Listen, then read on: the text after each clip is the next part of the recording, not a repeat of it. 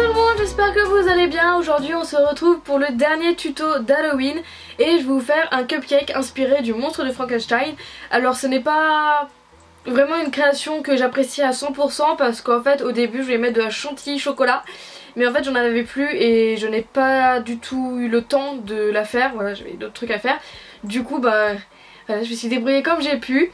Et donc voilà, c'est pour ça que je suis pas forcément satisfaite. Donc je tiens à préciser que ce n'est pas un cupcake monstre de Frankenstein, c'est vraiment inspiré par rapport aux couleurs et comment il est présenté. Après si vous voulez faire vraiment le monstre de Frankenstein en cupcake, vous avez juste à ajouter les yeux, la bouche et puis les cheveux. Enfin voilà, après vous faites vraiment à votre sauce. Ce tuto là c'est vraiment pour vous donner une idée de cupcake, parce que vous voulez vraiment un cupcake pour Halloween, et puis voilà, j'avais très envie de faire celui-là. Donc j'espère quand même que ça va vous donner des idées, c'est le principal, et du coup je vous souhaite bon visionnage.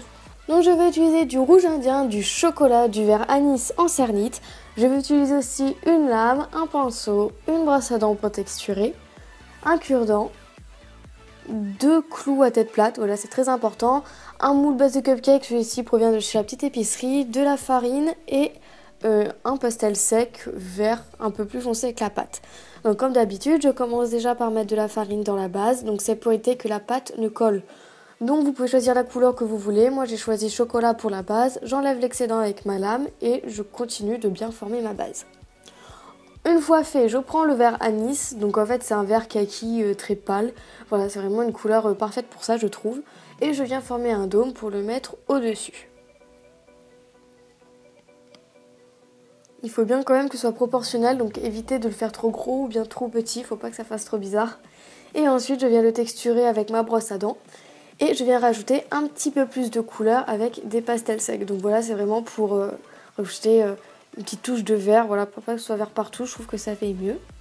Une fois que vous démoulez, je repasse un coup de brosse à dents et je viens rajouter mes 2 clous à tête plate. Donc normalement c'est pour faire les clous qui me semble que le monstre a dans le cou, je crois. Ou sur le front, je sais plus vraiment. Bref, il a 2 clous et du coup voilà, c'est pour faire cet aspect là. Après vous pouvez utiliser de la fimo grise si vous préférez pour pouvoir faire les clous en fimo.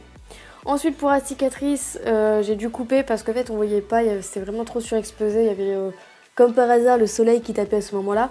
Et voilà, vous voyez c'est pas compliqué, j'ai fait un boudin très fin et j'ai mis 3 petits boudins sur un plus grand. Voilà, juste tout ça. Et ensuite avec mon cure-dent, je viens bien former le truc. Je vais pré-cuire au four à peu près pendant 5-10 minutes. Une fois fait, je reprends du chocolat et je forme un petit dôme. Voilà, comme je vous ai dit au début, je voulais mettre de la chantilly, mais j'en avais plus et je n'ai pas eu le temps d'en faire. Donc je me suis dit, on va faire ça autrement. Donc du coup, j'ai fait un petit dôme de chocolat.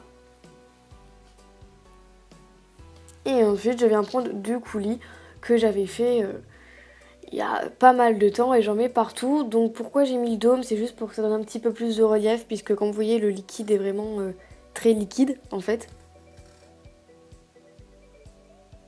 Donc je viens mettre un petit clou à œil parce que j'ai envie de l'accrocher. Donc là s'il fait sombre c'est qu'il y a un énorme nuage qui passait à ce moment là. C'était un petit peu galère, je suis désolée, niveau luminosité c'est pas top. Je viens mettre ma petite cicatrice et par dessus je viens mettre des copeaux chocolat noir ou même quasiment noir, que il me semble proviennent de la petite épicerie ou bien de chez Telegraph Box. Enfin je m'en souviens plus, mais c'est une petite boîte qu'on trouve dans les boutiques comme ça. Et voilà, vous pouvez remettre au four et ensuite vernir pour donner un aspect brillant. Donc voilà, comme je l'ai dit, je suis pas forcément 100% satisfaite, mais c'est surtout pour vous donner des idées. Voilà, je ferai mieux la prochaine fois. Donc j'espère quand même que ça vous aura inspiré. Et sur ce, on se retrouve bientôt pour une nouvelle vidéo. Bisous!